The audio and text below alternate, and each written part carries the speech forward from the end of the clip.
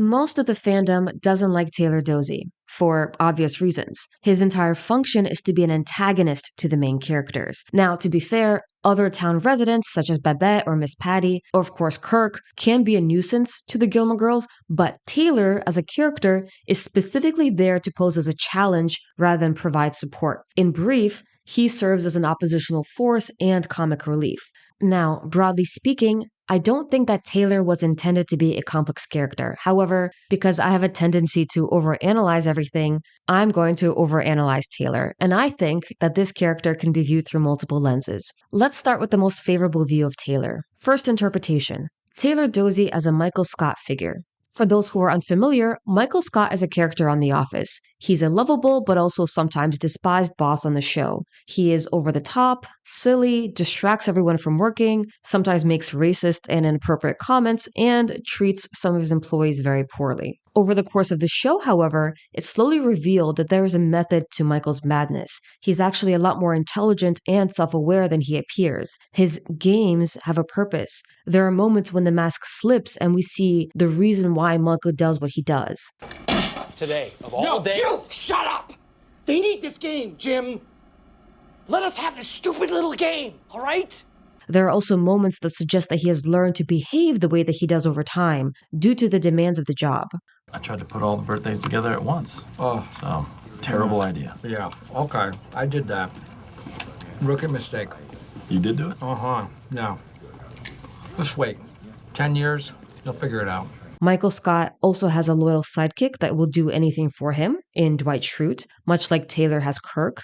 Taylor is obviously a tertiary character, and so he doesn't get the same level of time and development as a main character would. But if we were to view Taylor through a Michael Scott lens, it is possible that Taylor's agenda isn't actually to rule the town with an iron fist, but rather to unify it. His persona creates a common enemy that the town members can unite against. If they dislike him, they can band together rather than fight each other. Having a common enemy creates harmony and agreement. Now, I'm not here to argue that this is the most plausible interpretation, but if we were to adopt this interpretation, Taylor's inexcusable actions could have hidden benevolent motivations. Let's take an extreme example, and one where I think Taylor's behavior is intolerable. Taylor selects Rory to be the ice cream queen without asking her. When Rory finds out, she's justifiably furious. Taylor, in response, guilt trips her. He makes her feel like she's abandoning the town. Taylor then takes it to the next level and uses Rory's picture at the grand opening and rubs in the fact that she's not participating as she's walking by. Adopting a more benevolent interpretation of Taylor's actions in this instance, what if this is Taylor's way of making it easier for Rory to leave? She is setting up for Yale, and the last few days before school starts, Taylor makes it his mission to target Rory. That is a great way to make someone not miss home and make someone excited to get away to school. Of course, it's not possible to have a benevolent interpretation for all of Taylor's actions. Like, what was the point of Taylor making Lorelai jump through hoops to do construction on the Dragonfly Inn? Unless it was some convoluted way to make Lorelai become closer to Luke. You have pull with Luke. I guess, maybe. Your friends? Yes! You can get him to agree to this. Use my pull. If you don't mind. Another important point to consider is that we don't know all the underlying pressures that are pushing Taylor to do what he does. All of Taylor's town antics are focused on bringing in tourists, which in turn brings in revenue. Perhaps all of that money is necessary to keep the town looking as clean as scenic as it does. We don't know how much money the town actually needs, and we don't know what the town would look like if we didn't have Taylor's efforts behind all of it. The events that Taylor puts on take a lot of work. If the town doesn't have at least one person who is completely obsessed with bringing in tourists and putting on events, what would happen? Organizing these events is probably not as easy as it seems. Taylor, we're right on schedule. Have a cigarette. I don't smoke. Could you start? On the show, we get two moments where we get a tiny window into Taylor's challenges in managing the town. The first moment happens when Lorelai complains that Taylor always picks the yearling for a movie night in the square. Taylor becomes frustrated with Lorelai, and he points out that putting on this event takes a lot of planning, and that Lorelai has never volunteered to help with it. He then gives her the power to choose the movie this year. This seems fun until Taylor points out that movies are expensive and the town has a deal with a company that gives out free films. Once put into the same position as Taylor, Lorelai goes with the yearling. Now, I can't comment on whether renting a film for the big screen is expensive, but Accepting Taylor's statements as true, we get to see the reasoning behind his decisions. He has to be conscious of cost, he has to take the time to plan these events, and he has to pick something that will be inoffensive and not risky. He has limitations in his decision making, and he has to keep everyone happy. And put in the same position, Lorelai ends up doing the same thing. The other moment is, of course, the Election Day episode where Jackson runs for town selectman. This is also the first episode that puts Taylor in a somewhat sympathetic light. We see how sad Taylor is when he knows he's not going to win. In the last moments of the episode, we see Jackson being inundated with the request made by the other town residents. This scene is brief, but it's enough to convey the fact that being town selectman is a very busy and sometimes irksome job. What do I look like? The shell answer man? Everybody's got to have a piece of Jackson. Well, he's got nothing left, I tell you, nothing. His town selectman duties are starting to wear on him. You have to put up with a lot of the quirky town requests. And it's possible that being town selectman can change a person over time. Perhaps it is all the requests from town residents that has made Taylor the way that he is.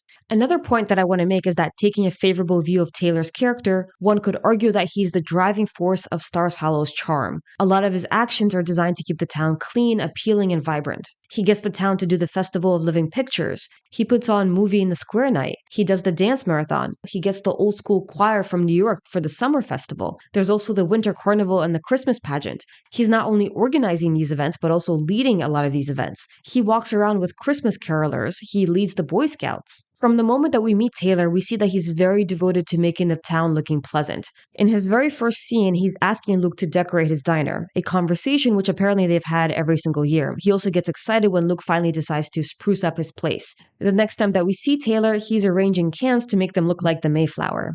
Also, his idea for the old-timey soda shop is exactly what a quaint town would need. His idea of putting in a window between Luke's and the soda shop is also very cute. I'm super into it. It's obviously problematic because he never asked Luke. But if he had gotten consent from Luke, I feel like that is such a fantastic idea and also a very cute way to bring the community closer. Taylor is also super into theatrics, which adds to the town cuteness. He dresses up to promote his soda shop. He makes Kirk and Andrew dress up for a presentation on the street names. There are also moments when Taylor is being supportive. There aren't many, but there are some. When he finds out that Luke wants the Twickham house to start a family with Lorelai, Taylor is very excited for him, and he considers selling it even though he wanted to keep the house as a museum. Taylor is also very excited for Lorelai and Luke when he finds out they're engaged. And he also gives a speech at Rory's going away party. Realistically, this might be the least plausible interpretation of Taylor. If I had the power to make a change to Taylor's character, it would be to make him a little more like Michael Scott, still difficult and causing trouble, but with a little more heart and purpose. Second interpretation, Taylor is a tyrant and his behavior is dangerous. This is the most basic and also the most common interpretation of Taylor.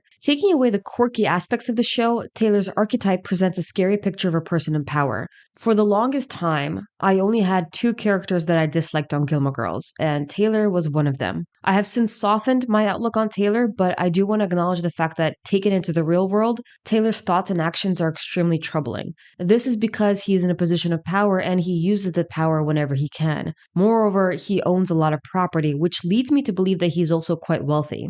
Taylor likes order to a very extreme degree. He thinks that faded paint on a diner will bring in bad crowds. He says that people who break the rules become society's outcasts. He wants to kill the deer population because they are hurting his crops, so it's very self-serving. He says that it's against the law for Stars Hollow residents to disparage Stars Hollow and that the punishment is death by muskets. He also wants to get rid of all the extra town troubadours using water hoses and K9 units. Side note, but did anyone notice that one of the troubadours is actually the actress from Kirk's film? So this interpretation is incredibly straightforward and I want to keep it brief, but I want to focus on a few moments where I thought that Taylor's behavior was problematic. The first one is when he makes Rory the poster child for censorship. This was taken to an absurd degree. The most troubling aspect is the fact that he didn't ask Rory for permission. Then he took it too far, censoring too much. In the real world, this action is abhorrent and dangerous. There's also an implication that Taylor wants to buy up the whole town in order to establish order and create uniformity.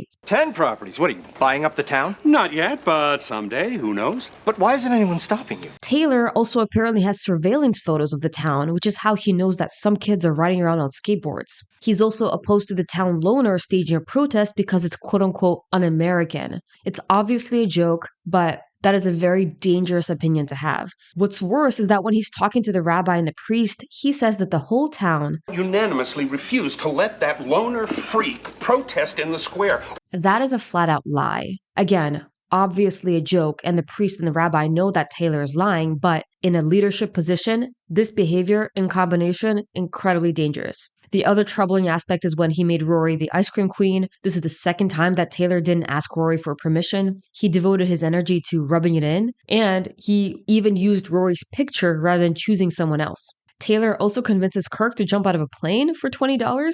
Very cruel. And Taylor makes Lorelai jump through hoops to do construction on the inn, all because he wants to park his ice cream truck outside of Luke's. So he's using his power for his own purposes. These are, of course, just a few examples of Taylor's tyranny, and from what I've seen from the fandom, a lot of people have this view of Taylor. Third interpretation. A meta look of Taylor's role on the show. Even though a lot of fans don't like Taylor, and some fans even skip his scenes, I think it's worthwhile to consider what Taylor the character brings to the show, and how the show would be if he wasn't there. In working on this video, I was surprised to learn that Taylor is only in 53 episodes throughout the run of the entire show. By contrast, Kirk is in 137. Even Logan, who makes his first appearance in season 5, has more episodes under his belt, with 59. Now, I'm not here to argue that Logan should appear less or that Taylor should appear more, just that I found it very surprising that Taylor has been able to make such an impression with just 53 episodes. So, as previously mentioned, Taylor's function on the show is twofold: comic relief and an oppositional force. Let's start with the comic relief. Taylor is not just a tyrant, he's also absurd to a comic degree. His tyranny is part of the humor and often drives the humor of the town meetings. That's when a tick clamps onto his host, plunges his hypostome into the skin, and feasts on his next blood meal. We're not supposed to take him seriously because his actions border on the absurd. When he censors videos at the video store, it's overly excessive. He suggests putting spikes on fixtures in order to shish kebab birds. No sane person would suggest that. His idea for a traffic light is normal, but then we find out that he created the traffic light so that it can accommodate the slowest resident, which is absurd. Also, going back to the ice cream queen plotline, which I know I've mentioned in all the categories, but I truly think it applies here too. The scene where Taylor is giving a speech at the grand opening is unhinged. Unfortunately, kid, she was just too busy. She just couldn't find time in her busy queen schedule to come play with all of you here today. Also, the idea of holding a town meeting to discuss the relationship of two business owners in town is absolutely ridiculous. It's designed to be quirky. Taylor is even pulling out charts to show how the town's economy would be impacted if Lorelai and Luke broke up.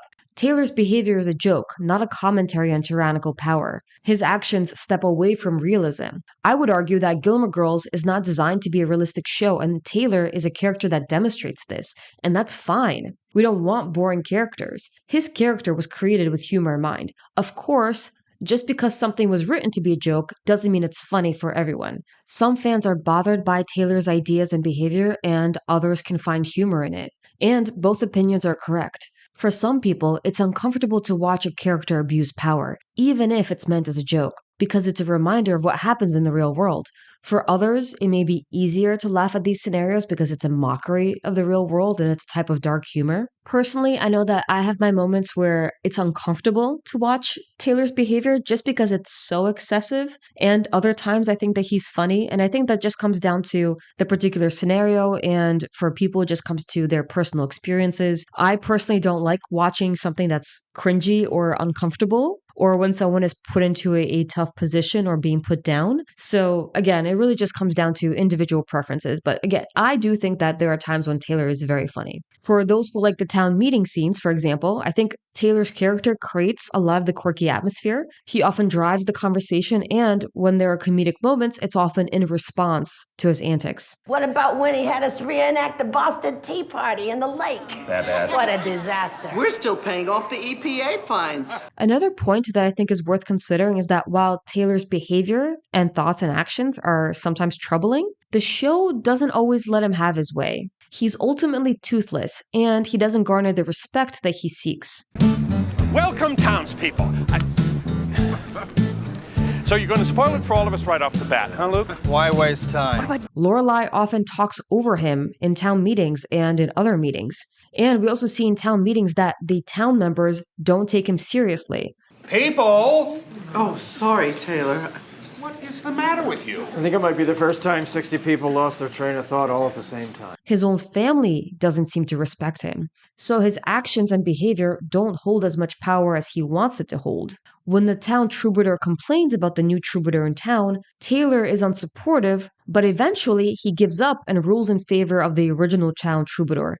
Similarly, in season 6, when all the troubadours show up, Taylor wants to remove them with force, but then he just gives up and goes home. When Taylor actually gets his way, it's usually for things that are generally minimal, and it usually comes down to the fight that he has with Luke. Which brings me to my next point. Taylor as an oppositional force. Taylor's other function is to serve as an oppositional force, and not just for comedy, but to drive the plot forward. His character actually helps flesh out Luke's character, as Taylor is often set in opposition to Luke. It is through Taylor that we see how Luke feels about the quaintness and the cuteness of the town. And Taylor's resistance and unyielding behavior creates many subplots, and I would argue more than some of the other town members. For example, Taylor's refusal to allow construction on the Dragonfly Inn is an entire subplot. Looking for eggs in the town square is also an entire subplot with Taylor in it. The Twickham House episode and the museum episode devotes a lot of time for Taylor and Luke. Changing the street names is a big subplot and is meant to be a challenge for Lorelai and how she has to overcome that challenge. Taylor also gets some subplots directly devoted to him, such as the time that the fake town troubadour sets up his own food market, or the town selectman episode. So looking at Taylor as an oppositional force, he's not a major player and he doesn't always drive the plots. Obviously, it's always a subplot, but he keeps the town alive with the opposition that he creates. So over time, I've come to view Taylor in this very final form of someone who is created to create opposition and to bring humor to the show. I think that Michael Winters is fantastic as Taylor Doose. It takes so much energy and tons of theatrics to play this particular character, and he absolutely killed it. Tons of respect to Michael Winters. I would love to know what you guys think of Taylor. Was he too much? Was he funny? And want to say that I really appreciate you guys, and I'll see you next time.